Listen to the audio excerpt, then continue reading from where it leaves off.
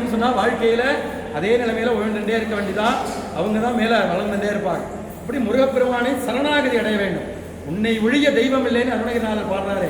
அப்பேற்பட்ட முருகனை சரணடைந்து விட்டால் அவர் என்ன பண்ணுறாரா, நம்முடைய எதிரியையும், அவர் எப்படி அவருடைய எதிரியை சூரனை சம்ஹாரம் பண்ணாரோ, நம்முடைய எதிரியையும் காலுக்கு கீழே மயில் வாகனமாக முருகன் காலுக்கு கீழே எப்படி அந்த சூரன் இருக்காரோ அது போன்று நம்முடைய காலுக்கு கீழே நம்முடைய எதிரியும் கட்டுண்டு கிடைக்க செய்து அவர்கள் திருந்தி நல்வழிப்பட்டால் மீண்டும் நம்மாலேயே கொடியை போன்று அவர்களையும் உயர்த்தி பிடிக்கக்கூடிய தன்மை இருப்பார். அதனால தான் இந்த சூரசம்ஹாரம் சத்ரு சம்ஹாரங்கிற வாக்கிற்கு தன்மயப்படுத்தல் அப்படின்னு பொருள்.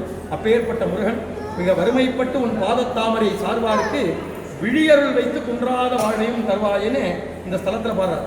அவரை தரிசனம் பண்ணி முருகா அப்படின்னு அவர்கிட்ட உள்ளம் உருகிட்டோம். மிக வறுமைப்பட்டு உன் பாதத்தாமரை, அவர் பாதத்தை சரணம் அடைஞ்சிட்டோம்னு சொன்னால் பேதையேன் இசை விழியருள் வைத்து குன்றாத வாழ்வையும் கொடுக்கக்கூடிய குமரனாக சிக்கல்ல சிங்காரவேலன் இருப்பதாக அருணகிரிநாதர் பாடுறார். அப்பேற்பட்ட குமரனை அழகிய சிக்கல் சிங்கார வேலவ சமரடை மெத்த பொங்காரமாய் வரும் சுரரை வெட்டி சம்ஹாரமாடிய பெருமாடைய சத்ரு சம்ஹார மூர்த்தியுமே சிக்கல்ல அருணகிரிநாதர் பாடியிருக்கார். வேற எந்த ஒரு திருப்புகழிலுமே சம்ஹார மூர்த்திங்கிறது கிடையாது. இங்கே தான் அவருடைய திருப்புகழில் சம்ஹாரமூர்த்தியாகவும் இருக்கார்.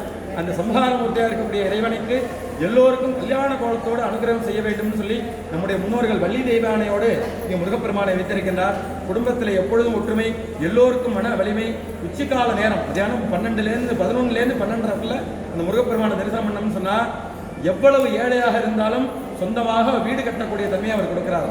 சாயரட்ச பூஜையில் தரிசனம் பண்ணோம்னு சொன்னால் பேர ஆனந்தத்தை இகபர சௌபாகியம் அருள்வாய்ங்கிற. இகம்னு சொன்னால் இப்போ இருக்கிறது பரம், நாம் பரலோகத்திற்கு நம்முடைய ஆன்மாவிற்கும் நல்ல கதியை கொடுக்கின்றாராம்.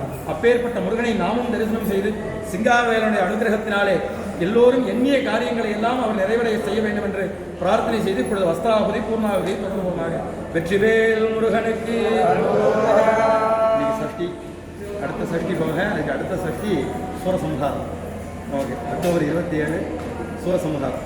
இதுலேருந்து கரெக்டாக 3வது சஷ்டி சம்ஹாரம். இன்னிலேருந்து முருகன் நமக்கு எல்லாருக்கும் அனுகிரகம் பண்ணணும்.